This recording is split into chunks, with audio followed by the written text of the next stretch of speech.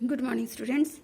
आज हम Cripps mission के बारे में पढ़ेंगे। आप सब जानते हैं कि हमारा कॉन्स्टिट्यूशन जो बना था वो कैबिनेट मिशन प्लान 1946 के अकॉर्डिंग बना था, पर इस कैबिनेट मिशन प्लान 1946 आने से पहले इंडिया में क्रिप्स मिशन प्लान 1942 आया था। तो इंडिया का जो आज का कॉन्स्टिट्यूशन है वो इस प्लान के अकॉर्डिंग रेडी हुआ था, जो कैबिनेट मिशन प्लान 1946 आया था। पर इससे पहले क्रिप्स मिशन प्लान 1942 आया था, जो कि बिल्कुल फेल हो गया था। तो आज हम पढ़ेंगे कि क्रिप्स मिशन प्लान क्या था और ये फेल क्यों हुआ। ठीक है, तो हमें इसे पढ़ने के लिए हम वर्ल्ड वॉर 2 के बारे में जानना जरूरी है। वर्ल्ड वॉर 2 ग्रुप्स के बीच में लड़ा गया था। एक ग्रुप था आपका एक्सिस पावर, जिसके अंदर था जापान और इटली, जर्मनी। ये 3 कंट्रीज जो है आपके एक्सिस पावर का हिस्सा थी। उसके बाद यूएसएसआर, जो बाद में टूट के रशिया बना। यूएसएसआर, यूएसए, ब्रिटेन और फ्रांस, ये कंट्री अलाइड पावर के हिस्सा थे। तो जब ये वॉर 1939 से भी स्टार्ट हो गई, ये वॉर 1939 से स्टार्ट हुई थी और 1945 तक लड़ी गई। तो स्टार्टिंग में इस वॉर में जापान की जीत होती चली गई। जापान की जीत होने की वजह यहाँ पर आप समझेंगे। ये जो नॉर्थ ईस्ट का जो आप रीजन देख रहे हैं, इस नॉर्थ ईस्ट के रीजन में जो छोटे छोटे आइलैंड्स कंट्री देख रहे हैं आप, छोटे छोटे आइलैंड कंट्री देख रहे हैं। इन आइलैंड कंट्री पर ब्रिटेन का कॉलोनी थी। ये आइलैंड्स कंट्री जो आप इधर देख पा रहे हैं, ये आइलैंड कंट्रीज ब्रिटेन की कॉलोनी थी। जिस तरह से इंडिया ब्रिटेन की कॉलोनी थी, उसी तरह से ये आइलैंड कंट्रीज थी। इनमें से बहुत सारे नहीं, पर बहुत सारे जो आइलैंड कंट्री थी वो ब्रिटेन की कॉलोनी थी। और इधर से जापान धीरे धीरे करके इन आइलैंड्स कंट्री को में अटैक करके इन्हें अपने कब्जे में लेता जा रहा था।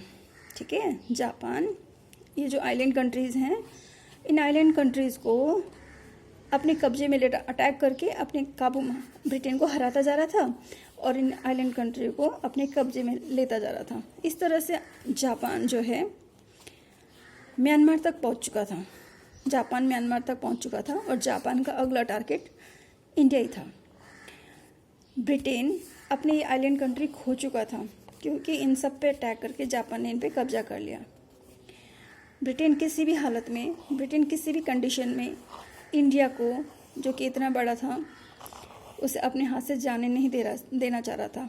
और ब्रिटेन की हार की मेन वजह ये थी कि कोई भी कंट्री ब्रिटेन को सपोर्ट नहीं कर रही थी। ये कोई भी कंट्री जो उस टाइम कॉलोनी थी ब्रिटेन की, ब्रिटेन को सपोर्ट नहीं कर रही थी। ऐसे में यूएसए, जो अलाइड पावर का हिस्सा था, और चाइना भी उस टाइम अलाइड पावर का हिस्सा था, ये ब्रिटेन को समझाने लगे कि आपको किसी भी हाल में इंडियंस का सपोर्ट लेना होगा। सेकेंड वर्ल्ड वार में ब्रिटेन को अब इंडियंस की हेल्प की रिक्वायरमेंट थी, क्योंकि अगर इंडिया उसे हेल्प नहीं करेगा तो जापान यहाँ पे भी अटैक करेगा, जापान इस एरिया में भी अटैक करेगा और ये पूरे एरिया पे कब्जा कर लेगा। और इस पूरे एरिया का ब्रिटेन के हाथ से जाने का मतलब था हैवी लॉस, बहुत बड़ा लॉस। सेकेंड वर्ल्ड वार में इंडियन सपोर्ट नहीं कर रहे थे, क्योंकि हमारे नेताओं का मानना था कि इंडिया को पूछे बिना ही ब्रिटेन ने इंडिया को वर्ल्ड वार 2 में झोंक दिया है। तो इंडियंस अब कोई सपोर्ट नहीं करेंगे इस वॉर में।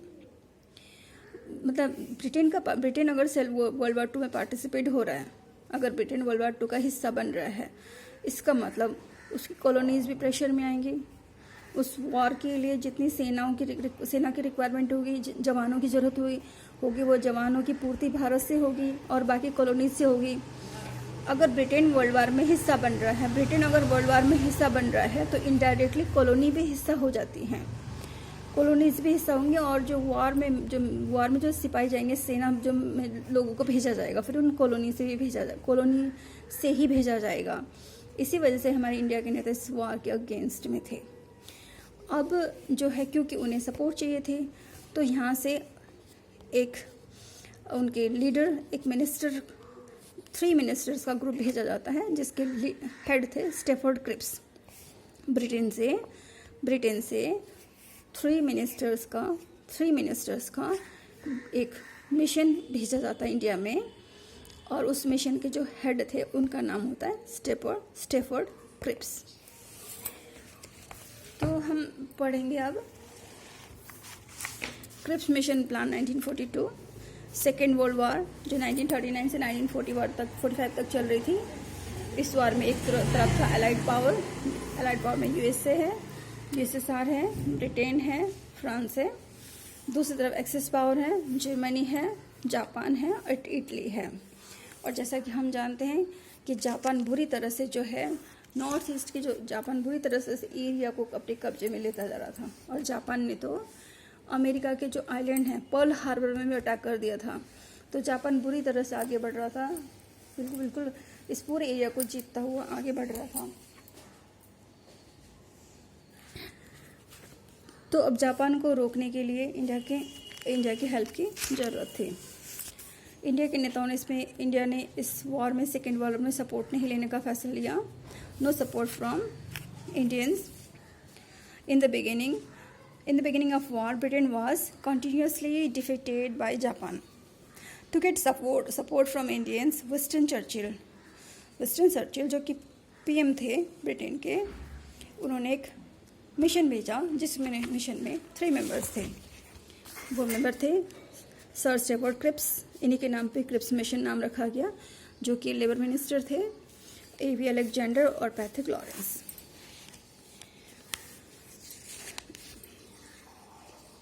आप जानते हैं कि भेजने की वजह क्या थी। Japanese army attacked the British colony of south east Asia and the new target was India.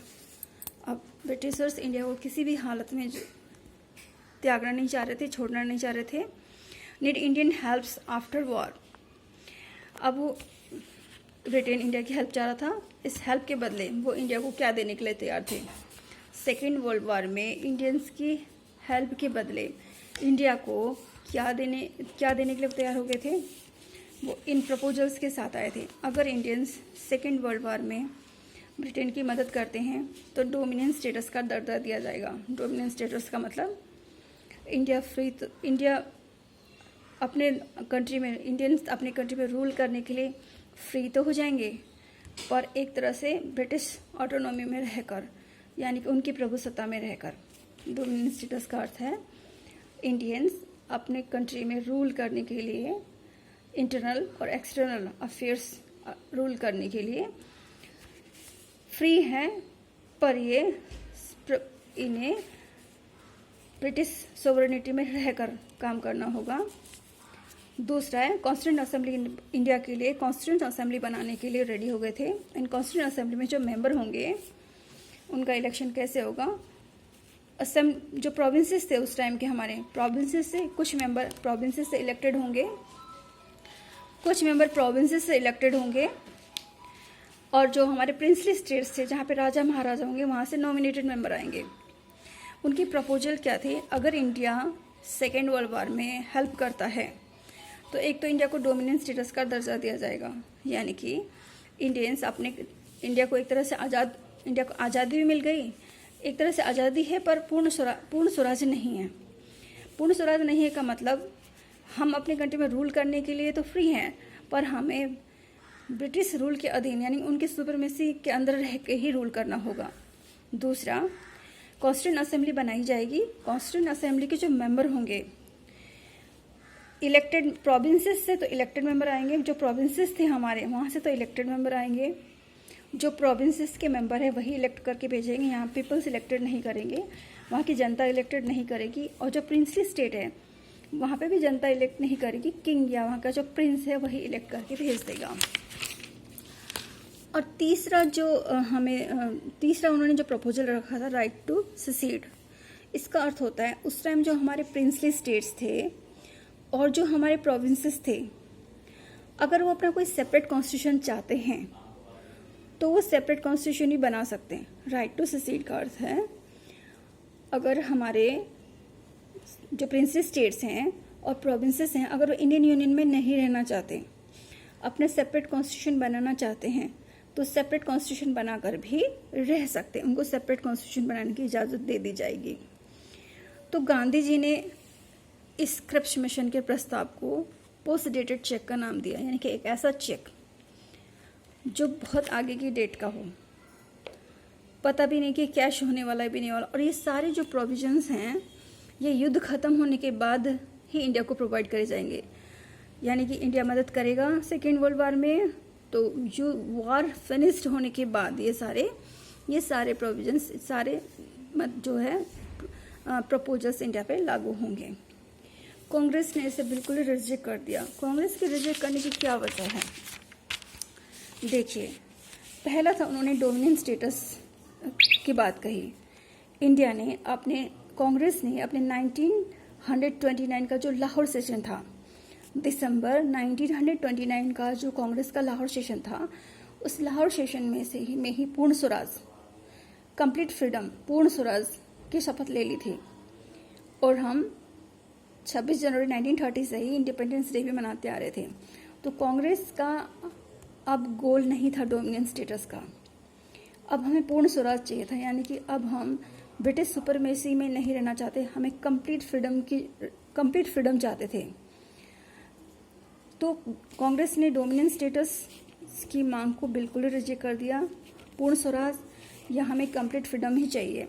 दूसरा, कॉन्स्टिट्यूंट असेंबली में जो मेंबरों का इलेक्शन था कि प्रिंसली स्टेट से इलेक्टेड मेंबर आएंगे जिनका इलेक्शन प्रोविंसेस के मेंबर्स करेंगे, और यहाँ पर प्रिंसली स्टेट्स में से जो नॉमिनेटेड मेंबर आएंगे वो किंग भेजेगा। यहाँ दोनों ही जगह पर लोगों को, आम जनता को तो कोई अधिकार ही नहीं दिया गया था। आम जनता को वो वोटिंग राइट्स तो दी नहीं गई थी, आम जनता को अपने मेंबर चुन के असेंबली में भेजने का तो कोई अधिकार ही नहीं दिया गया था। तो यहाँ पर या तो किंग को अधिकार है, यहाँ पर जो प्रोविंसेस के मेंबर्स को यहाँ पर अधिकार दिया गया है। इसलिए कॉन्स्टिट्यूंट असेंबली जो फ्रेम करने का जो मेथड दिया गया था उसे भी रिजेक्ट कर दिया गया। दूसरा, राइट टू सिसीड, ये ऐसा प्लान था कि इंडिया में उस टाइम 565 तो प्रिंसली स्टेट्स थे और प्रोविंसेस थे, जहाँ डायरेक्ट अंग्रेजों का डायरेक्ट रूल था। तो उनमें से किसी भी जो प्रोविंसेस को या किसी भी प्रिंसली स्टेट को बिल्कुल अपना, अगर पसंद नहीं उन्हें इंडियन यूनियन में रहना, तो अपना अलग से कॉन्स्टिट्यूशन बना सकते हैं। इससे तो इंडिया कितने डिवाइड हो जाते, कितने टुकड़े हो जाता। ये तो एक तरह से इंडिया का डिवीजन का ब्लूप्रिंट था, यानी इंडिया के टुकड़े टुकड़े करने का ब्लूप्रिंट था। ये कोई आज़ादी का फरमान नहीं था। इसीलिए इसे कांग्रेस ने तो बिल्कुल ही रिजेक्ट कर दिया। गांधी जी ने इसे पोस्ट डेटेड चेक कहा और मुस्लिम लीग ने भी इसे रिजेक्ट किया। क्योंकि मुस्लिम लीग बहुत लंबे समय तक पाकिस्तान की डिमांड कर रही थी। और इस प्रपोजल में, क्रिप्स मिशन प्रपोजल में, पाकिस्तान का कहीं कोई जिक्र नहीं था। अगर यहाँ पर प्रिंसली स्टेट्स और प्रोविंसेस को अपना अलग से कॉन्स्टिट्यूशन बनाने का अधिकार दिया गया था, पर उस टाइम तक पाकिस्तान नाम का कोई ना तो प्रिंसली स्टेट था, ना ही कोई प्रोविंसेस था। तो मुस्लिम लीग ने भी इसे रिजेक्ट कर दिया।